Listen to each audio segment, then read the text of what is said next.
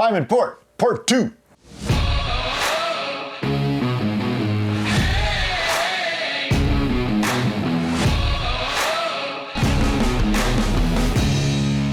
It's been, let's see, how long has it been? It's been since January 14th. Today is January 25th, so that is 11 days. So we're gonna take our first reading on the Pyment Port. It was a very active fermentation.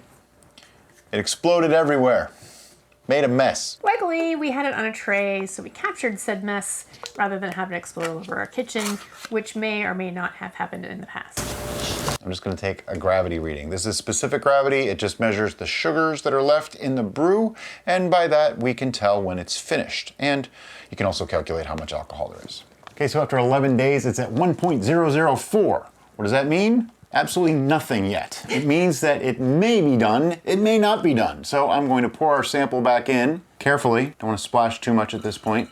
I'm gonna put the airlock back on. And because Brian was a little splashy there, we are going to give it Brian's patented swirl. That way it will degas and push that oxygen right back out. Patent pending, as in I haven't applied for it yet. But yeah, just do this. And if you notice the airlock is already starting to go a little bit, it's because there's gas in here. There's CO2 that's built up.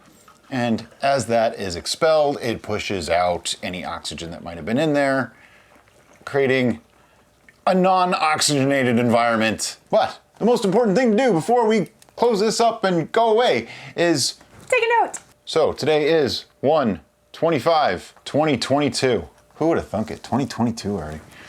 1.004. Okay.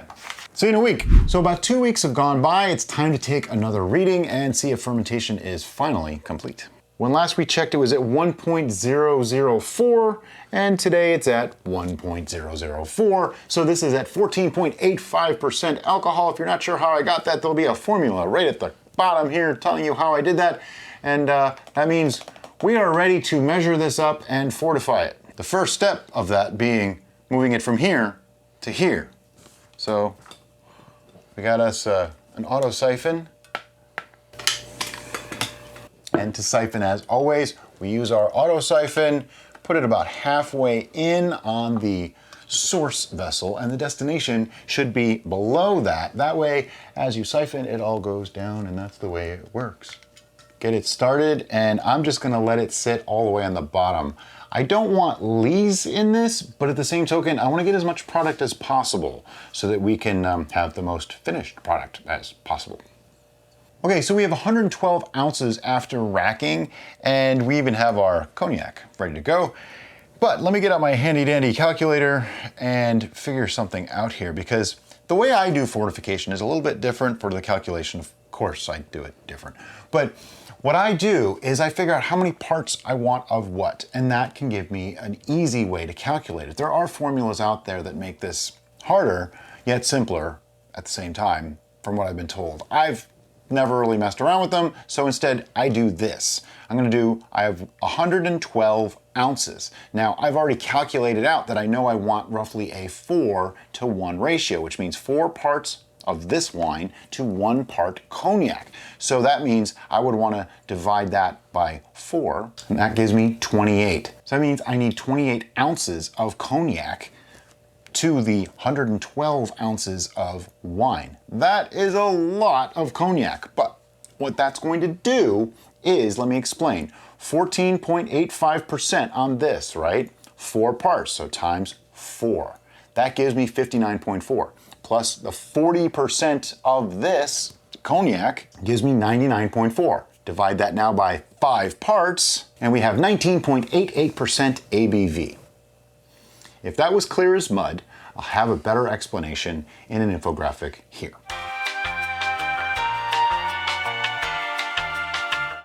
But 28 ounces, that is a lot of cognac. So for that, I'm going to need a larger container. But before we even go there, I want to take a quick taste of this wine alone, just to see how it is. Now I know that's going to throw off my reading. It's like a whole quarter of an ounce or something.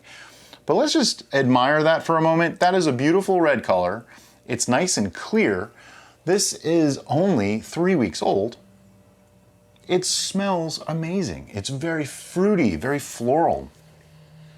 Yeah, we've had a couple of requests for us to make a sangria, and it's always confused Brian and I because sangria is red wine that you just put a bunch of fruit or fruit juices in. It's not really a fermented product. It's not really a fermented beverage. But this would make a great sangria. When we were initially working with this, I was like, you know what?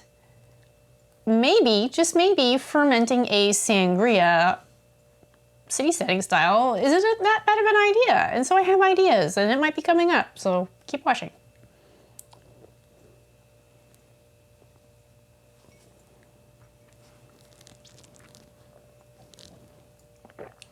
That is very not bad.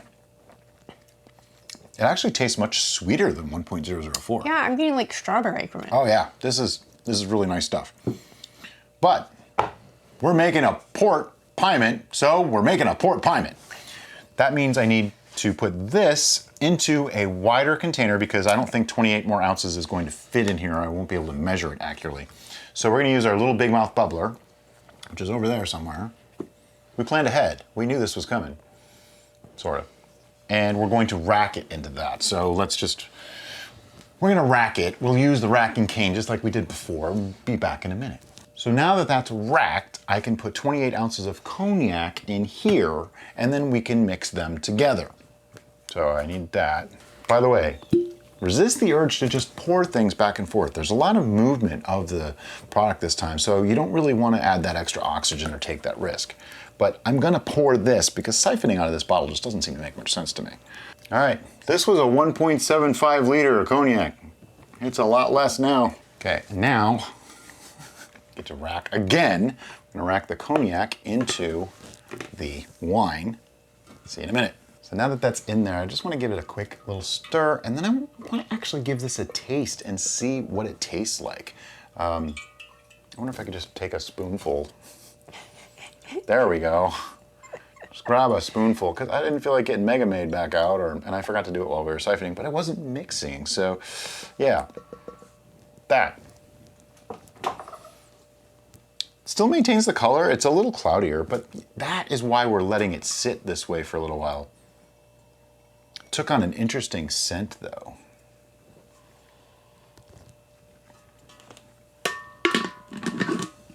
It's been a really long time since I've had port, so I don't have this isn't exactly clear a port. mental. No, but you want port adjacent. Yeah. Should taste very rich and heavy. Ooh, that is really good already. That is fantastic already. So what's gonna happen is this is gonna sit for a while now. We're gonna put an airlock on there in a minute, but it's gonna mellow a bit. It's also going to put the yeast into super hibernation mode because this is well past their alcohol tolerance. We use K1V 1116 yeast, which is an 18% tolerance. This puts it to about 20%. This shock from 15 to 20 immediately like this should put them into hibernation. Shouldn't be a problem because the next step is going to be sweetening to taste. And we'll be back in a couple of weeks, maybe even like 3 or 4 weeks. Let this mellow a bit. And then we'll come back, do another quick little taste test and decide how much sweetening we want to add to it. See you then. So one other aspect to making a port-like wine is oaking and aging in oak. Usually it's at least 3 years. I'm not waiting that long. And we're not actually putting it into a full cask. I don't like to use the casks because they leak and you lose a lot of product to the cask itself. So instead, I like to use the little staves or chips or things like that. Ken from Barrel Char Wood Products has actually sent us some samples along the way, and one of them, I found it in the bag stuff today, was a sherry-infused French oak. Now I know port is from Portugal, so technically this wouldn't be, but port also doesn't contain honey. So we broke the rules like minute one. I am okay with this. So we're just gonna continue and go for it. Exactly. So what I have done, let me get that off of there, is I took a mason jar. It's clean, not sanitized, but clean. I dropped the wood stave in there and I poured boiling water in it. That does a couple things. It pulls out a little excess tannin and it also sterilizes everything. So that way it's clean and good to go. I'm just gonna do the million rings and nice pair of tongs here, fish out my stave. It's been in there for, I don't know, maybe 5 minutes. By the way, the smell on both of these is incredible. and rather unceremoniously, drop it right in. That's it. Put the lid back on. Oh yeah, you can smell the little bit of like a smoky sherry kind of thing going on, and that's what made me think that this was the oak to use, because port has been compared to sherry and things like that, so it just seems to work really well. Also, if you watched our other video where we compared many of the different staves that Beverage sent us, French oak by far, hands down, was our ultimate favorite. So having the sherry infusion to go along with the port profile, I think this is going to be super duper awesome. And we're going to let this sit for a couple of weeks and infuse itself into the brew. And we'll probably do an intermediary tasting before the official tasting. I'm not sure if we'll show that. We might. We'll try. We'll try to show that. For science. Yeah, if it happens, you're going to see it like in 4 seconds. But we'll be back then. It's been sitting on the oak for about a month. It's time to get it out of here, into bottles, and into here. Now, while racking to a pitcher today isn't necessarily essential, we are doing it because if anything fell out, if there's any extra sediment in the bottom, I really don't want that in our bottles. So I'm going to remove the cap. And it also puts it into our pitcher that has numbers on the side, so we know how many bottles we need. And I just need to tell you, this smells amazing. Okay, because we use this fancy pitcher that has raised letters on the side, I can see we have 4,000 milliliters. 4,000 milliliters comes to 4 750 ml bottles plus 1. So we have a 1 liter bottle and 4 750 ml bottles. Convenient, huh? And we're going to bottle. As always, the way we like to bottle is using an auto siphon. Yeah, I'm gonna knock something over. Using an auto siphon, I'm leaving the end off, and I'm going to be using a bottling wand, which is this guy right here. It has a stem valve in the end, lets the liquid flow or stop depending on if pressure is applied.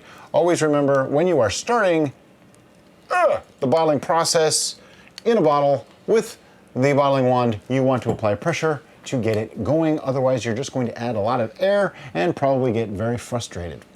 As we always like to do, well, we have to do when you're siphoning, we put the source higher than the destination. I'm just going to put this all the way in because I know it's clean. Get the siphon started, and we'll see you in a few minutes. Okay, so it was a little touch over 4,000 because this one's just filled a little bit more than the others, but check that out. We got 5 bottles, 1 liter. What we're going to do is one of these is going to go away for a year, probably this one because I know it has the best seal. The rest, one of them we're going to drink in just a few minutes and give you guys a taste, and the others, we'll just drink them along the way, unless it's like horrible, then we'll probably make it wait a while. Time to taste. The moment you've been waiting for, the tasting. Now this is about 2 months old. Most ports are considerably older, we know. This aged on oak for about a month. It was fortified with cognac, but it started life as a Pyment Mead. Its color is gorgeous. It is a deep, dark, it looks like a port. Yummy red. Yeah, yes. It's just a gorgeous red color. I wish we had one of those really big, bold port glasses so we could be all hoity, but we don't have those. Smell. Oh my God, the aroma on this is incredible. Higher alcohol tends to make aromas stronger. It's not that burny thing like distilled beverages though. It's just, there's a lot of sweetness coming through, a lot of fruit. The grape is just like, just pouring out of this. So far, I'm really impressed. I hope it tastes good. I'm almost getting like a cherry note. Yep. On the aroma. Cherry grape, yeah, most definitely. All right. All right, here we go.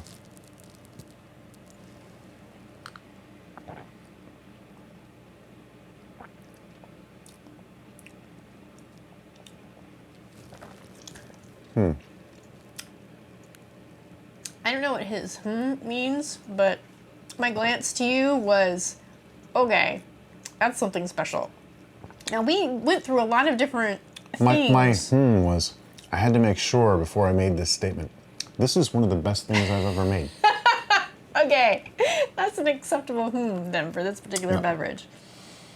Lots of times, simple is better. In this case, this was not simple. It's still on the simple side though. I'm gonna still argue. It's just grape juice with honey that got fortified and oaked. It's not complicated. For us, there were more variables included. There's hibiscus in this too. And mandarin orange peel. It's all good. Everything needs to be there. Yeah. Oh yeah. Every bit of this is working. I would not change a thing. I am so happy. I don't know what to say. I'm at a loss for words. I want to explain this. Let me take another sip.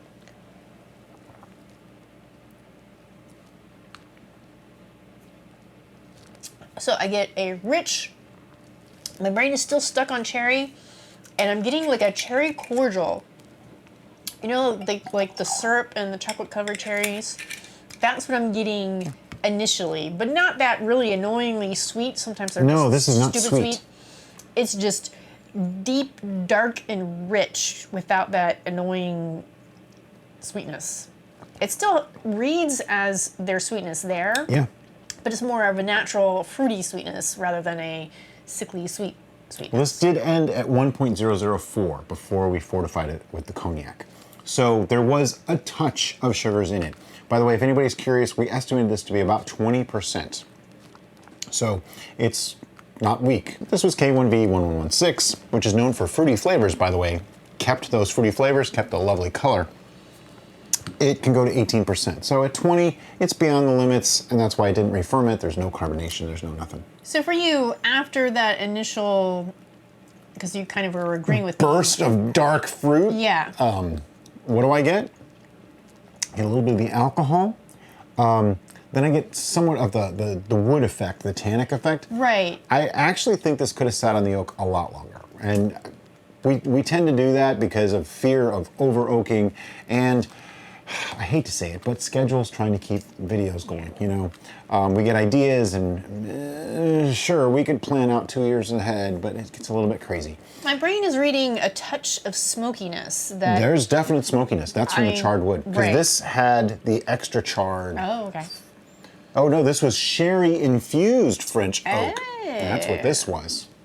Which goes perfectly with That's why we concept, did it, because it was sherry infused. I definitely get the smoothness of sherry, that almost oxidized flavor that comes across like a creamy kind of thing. But it's got some sharpness to it. The one major difference between this and a real port is this is not sweet. We did not make this sweet on purpose because I want to be able to enjoy this. So we try to keep the sugar levels down. This would pair with pretty much anything you'd want to pair an alcoholic beverage with, I think. Yeah, I mean, you could have this with any food that a red wine would go with. Yeah. It's just wonderful. It reads as a strong grape wine. And I feel like it would really enhance lots of those deep, rich flavors that would be inherent in a multitude of foods. Tomato sauces. Yeah. Oof, this would be amazing. Put it in the damn tomato sauce, okay? It would be, yeah, it works. It's one of those brews that you just have to do it. You have to do it once. If you don't like it, don't ever make it again. If you love it, it'll probably be the only thing you ever make after that. Yeah. It's that kind of good. And we were talking about this in regards to alcohol and cognac and the comparison of what experience you'd get from just drinking the cognac versus what experience you'd get from drinking this that's been infused with the cognac. And first of all, they're very different, obviously, but this has less alcohol in it, which roughly half would allow you to consume more of it and still be relatively the same amount of alcohol being consumed. Right. And because the flavor profile is so complex and there's so many different notes and there's so many different things that you want to experience, I think that would encourage you to drink more. So it's a good thing. It's not... Always drink in moderation. Yes. My assessment on this, though, is that this has so many levels to it that it's really hard to judge as a mead or a wine or as an aperitif or as a liqueur. It's not any of those, and it's all of those at the same time. And I think because of that, even though it's not as sweet as a port, I think we have given a nice nod to the port genre. Oh, yeah. Because It's a port is its own thing. Port-esque. And this is definitely its own thing. So. Done in the style of a port is really what this is. Yeah. The hibiscus, interestingly enough, the tartness of that actually comes through. I think it helps balance it slightly because the grape, on first entrance, it's grape. Grape, grape, grapety grape, okay? And then it needed a little something to tone it back, or else it would have tasted like just Concord grape juice, which is fine, but not for this purpose. And it's funny because I don't get that reaction. I get more of a She doesn't cherry like up Concord front. grape juice. But I don't like grapes, so it's a good thing that I get cherry up front. I get grape. There's a cherry hint, but it's grape. It's just funny how all those things are playing really well off of each other, and that's what makes a great brew. Now, could you alter this? Sure, there's a million ways you could alter it. You could use a higher proof alcohol like an Everclear, you know, the super high stuff. We used cognac to kind of stay in range because cognac is a brandy. Technically, it's made from grapes. So we wanted to kind of stay in that same vein. And I'm really pleased with this. I am pleased with this. We're probably going to make this again for our own consumption, and I would not want to use Everclear. I would want to stick with. Yeah.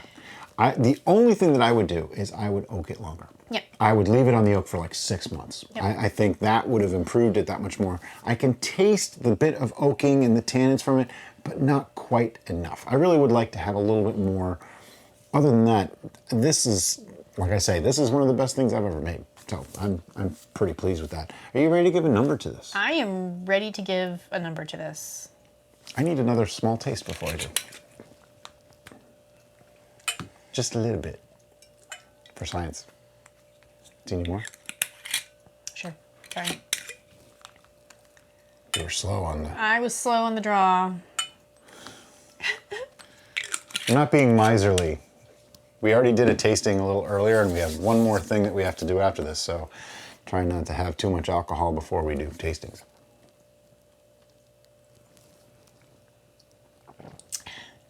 Man, this is really good. And I think part of the reason why I'm so pleased with this is it's reminding me of another brew that we did that was one of my favorites. Tastes like Klingon blood wine. It tastes like Klingon blood wine. I was going to say, I taste cinnamon, and there's even a little hint of a spice there. Yep. It really does come through. It's very similar, except I like this better. That's fine. Okay, I have a score. Do you have a score? Yeah. Yes, I have a score. 1, 2, 3, 9.5. I honestly wanted to give this a 9.75. Like, I am so close to giving this a 10. It's not a 10. It needs more oak to be a 10. So close.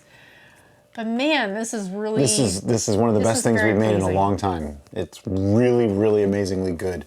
If you have not done it, I suggest you give it a try. The cognac was not an expensive one. It's Courvoisier, really just not an expensive cognac, and there's still some left. You know, I've been drinking it now and then. So while it's a little bit more expensive to make this than it is to make, say, a regular mead, and mead in itself is already expensive, it's worth it. This is a special occasion kind of drink. You pull this out at the holidays, impress your friends and family. They'll be like, whoa, you made this? If you're having a fancy dinner party, this would be awesome to serve during your fancy And you don't need party. as much of this as you would of a regular mead to feel the effect. So, you know, I always say, if you want more alcohol, drink 2 glasses. This one you might want to just drink 1 because it's a little bit on the stronger side. But anyway, as always, guys, thank you so much for watching and have a great day. Bye-bye.